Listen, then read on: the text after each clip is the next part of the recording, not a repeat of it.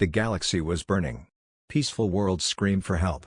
But the council remained silent, too afraid of the enemy, too proud to admit weakness. One desperate voice cried out. And one species answered. Not the diplomats. Not the protectors. The killers. Humans, exiled for their brutality, returned not to conquer, but to save. And the galaxy would never forget. What monsters look like when they fight for the innocent. Uvanox, a peaceful planet known for art and healing, is ambushed by the Zarn Dominion, an AI machine empire that absorbs planets into its code. The skies turn black, and orbital drones rain destruction. The Uvanox send panicked signals to the Galactic Council. One by one, the member species respond, regretfully, we cannot interfere. The Council fears Zarn retaliation. Desperate, Uvanox Ambassador Vile requests the unthinkable, contact with the humans. Whispers ripple through the chamber. The humans?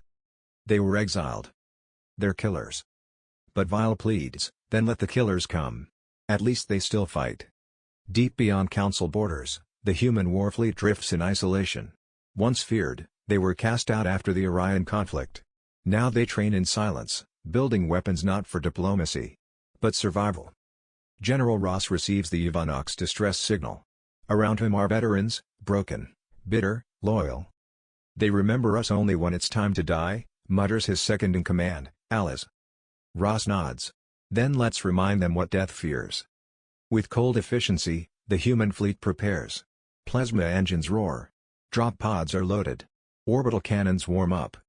Earth may be gone, but its killers still answer the call. Above Uvanox, silence breaks, a ripple in the void. Human ships decloak with terrifying precision. Zarn AI scrambles to react, but the humans are already landing. Drop pods slam into the battlefield. Black armored soldiers emerge with flamethrowers, energy blades, and railguns. Their drones emit jamming pulses that fry Zarn circuits.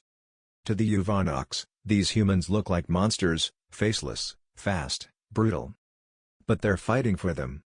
A Uvanox medic watches in awe as a human soldier lifts a collapsed beam to free trapped civilians.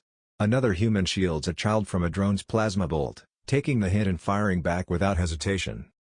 For the first time, the Uvanox see what the Council forgot: these killers never feared war, they were built for it. And right now, they're the only hope left. The human assault is swift and precise. Zarn drones fall by the hundreds. Human stealth squads disable AI command nodes using EMP blades and virus bombs. Commander Alice leads a charge into a massive processing hive. Her unit loses half its people, but the core is taken out. For the first time in recorded Zarn history, their algorithms register. Hesitation. Uvanox leaders beg to thank the humans. General Ross simply replies, "Save your breath. More are coming." Back at the council, diplomats panic. The humans weren't supposed to be this effective. Whispers start to shift from fear to guilt. A council elder finally asks, "Did we ban the monsters? Or abandon the heroes?" But the humans don't want their approval. They came for war. They came to protect. And nothing else. Zarn's final weapon, an extinction drone the size of a city, descends toward Uvanox. No defense can stop it. It will detonate in the atmosphere and wipe out life below. Only one ship is fast enough to reach it, a damaged Zarn carrier, now under human control. Alice volunteers to pilot it. Ross protests, but she smiles. "Let me prove we're more than what they called us." She launches. Alone. Silent. Her final message plays in every language across the galaxy. To those who feared us, don't. To those we saved, fight harder. And to those who stood by, remember who didn't.